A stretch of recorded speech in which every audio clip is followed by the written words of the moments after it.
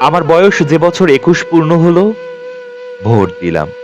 দ্বিতীয়বার যখন চটের পর্দা ঢাকা খুপড়িতে ঢুকে প্রগতিশীল প্রতীক চিহ্নে ছাপ মারছি, তখন আমি ২৬।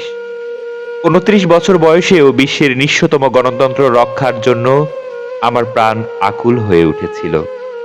কিন্তু এবছর ভোটের দিন সারা দুপুর তক্তপোষে শুয়ে বেড়ার ফোকর দিয়ে পতাকা ওড়ানো রিকশার যাতায়াত দেখেছি।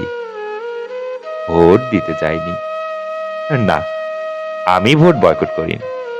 ভোটই আমাকে বয়কট করেছে। কারণ আমার বয়স ৩১। ৩০-এর পর সরকারি চাকরি পাওয়া যায় না।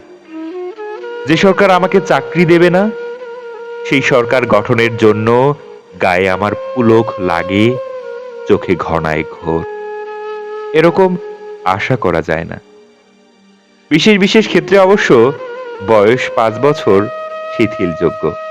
কিন্তু আমার ক্ষেত্রে বিশেষ কারণ বিশেষভাবেই অনুপস্থিত।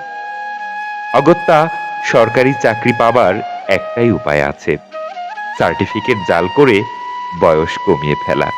কিন্তু হে নন্দিত নেতৃবৃন্দ, যদিও আমার চোখের উপর আপনাদের অনির্বচনীয় লীলাময় জীবন খোলা আছে, তবু জালিয়াত হতে পারবো না।